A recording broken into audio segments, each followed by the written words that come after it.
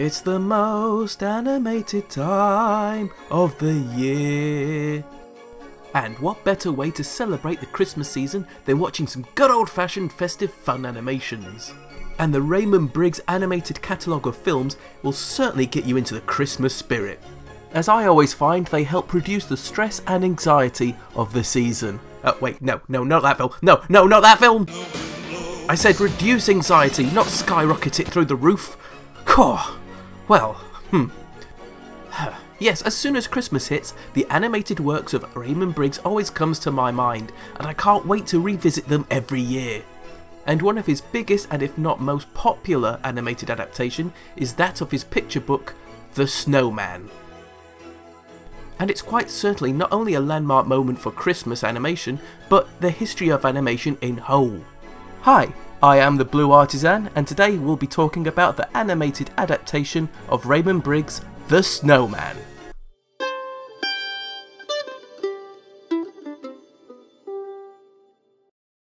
If you weren't already aware, The Snowman was originally a wonderful little picture book created by the marvellous illustrator Raymond Briggs in 1978.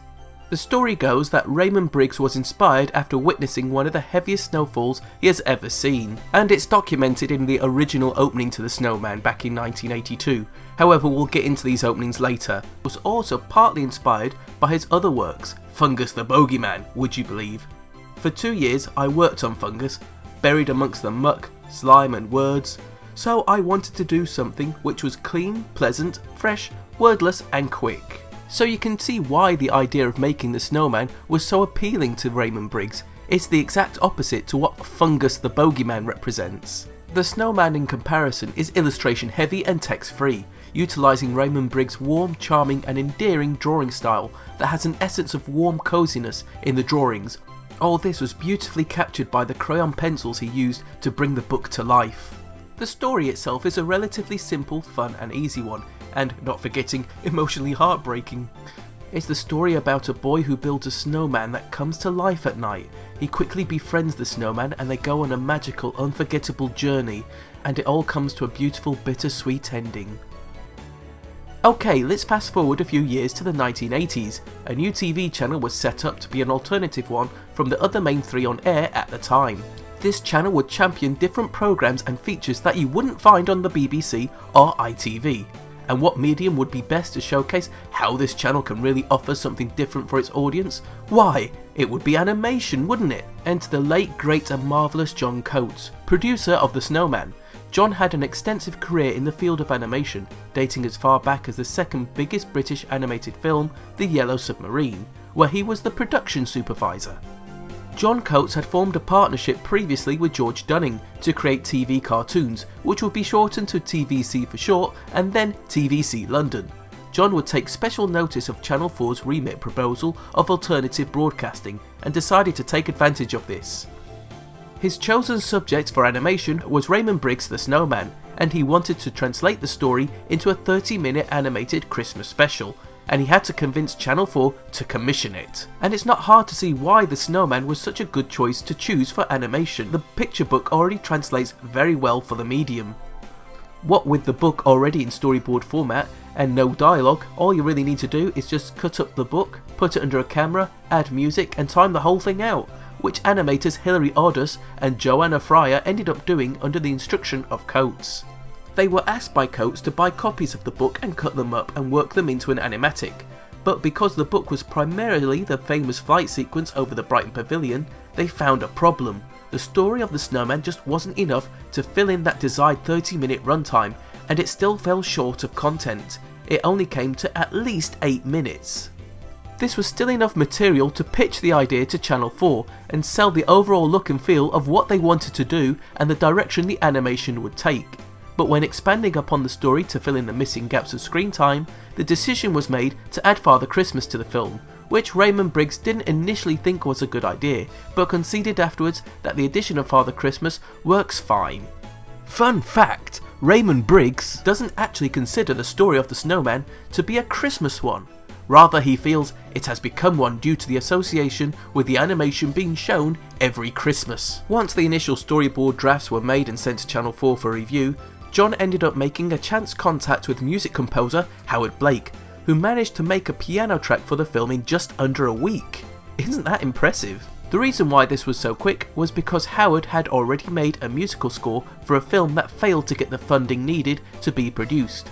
That music just happened to have a theme song in it that would be reused for Walking in the Air. So once the storyboard submissions were sent and reviewed, Channel 4 then agreed to go ahead and commission The Snowman, with John Coates' animation studio TVC, who at the time wrongly estimated that the animated special would only cost around £200,000 to make.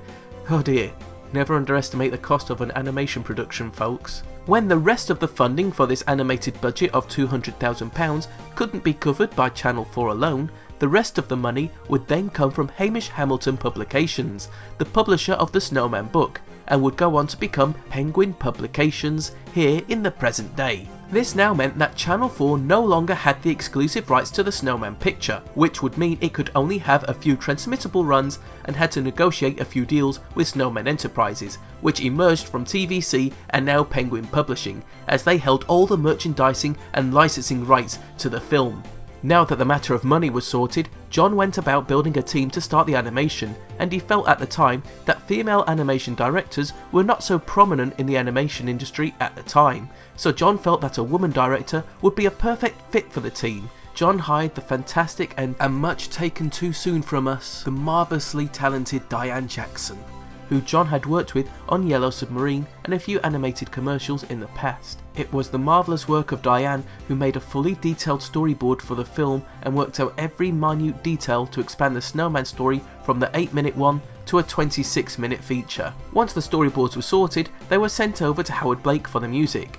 John Coates then decided to turn the theme song of Walking in the Air into a vocal one, and it's rumoured that Howard scribbled down the lyrics for Walking in the Air on a napkin over a lunch they had when John was discussing the subject.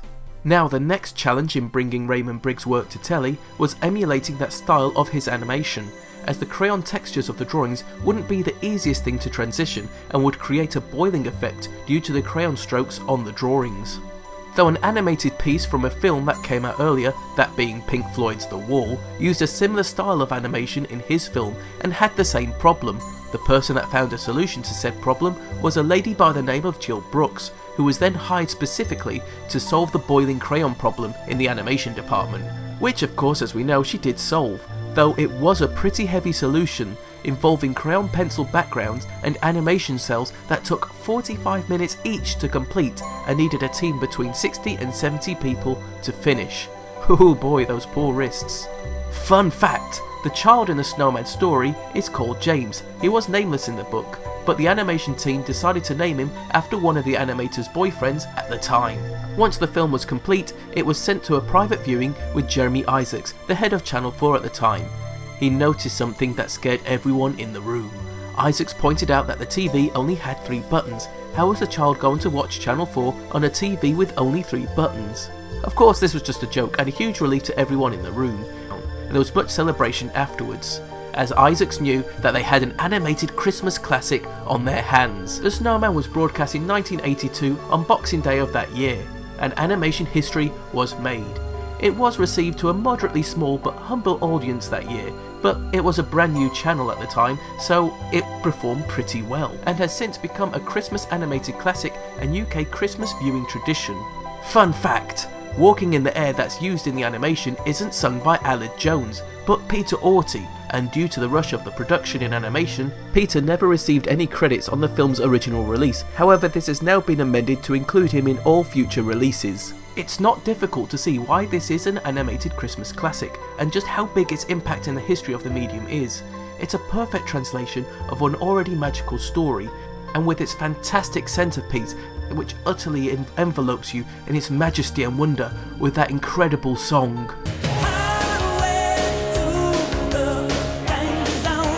Sorry, I couldn't resist doing that. I might as well set up a Patreon because this is going to get copyright striked immediately. From the very beginning of this animated piece, you're enveloped in this beautiful animated world that captivates you with its soft, enchanting music that somehow has a hint of somberness to it. Talking about the beginning, you'll notice that there's 3 official openings that introduces you to the story of the Snowman. There's the original Raymond Briggs narration as he describes the fateful day that inspired the story, but when it came to selling the animation to overseas in America, they thought that it needed star power to sell the film to their audiences. So the decision was made to bring in David Bowie to introduce the picture.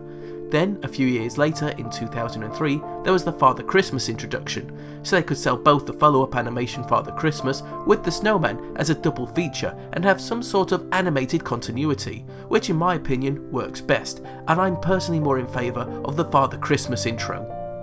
What makes this dreaded ending scene so impactful is the addition of those extra story scenes Diane Jackson and John Coates added into the film's runtime. You have more time devoted to showcasing the developing relationship of best friend and boy that James and the Snowman perfectly captures. The spirit and magic of adventure that is encompassed by the ever infamous flight sequence, and then going to a snowman's party and meeting the Father Christmas.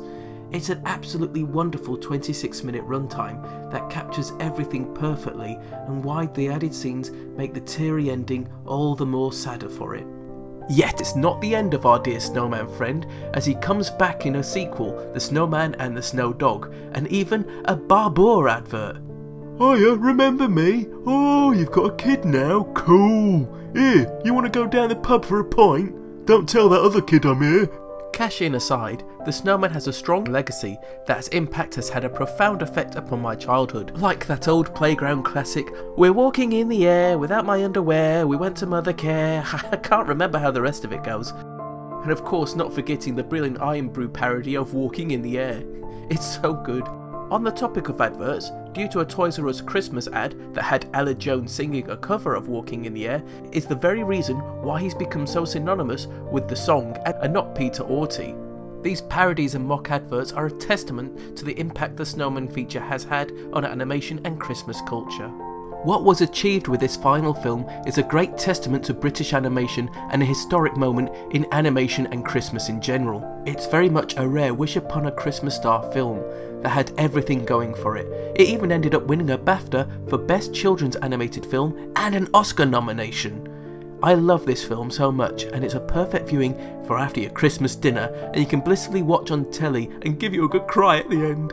As the Snowman reaches its 40th birthday in the upcoming year, it's safe to say that this film has certainly melted its way into our hearts. Until next time, Merry Christmas, and I'll see you next year.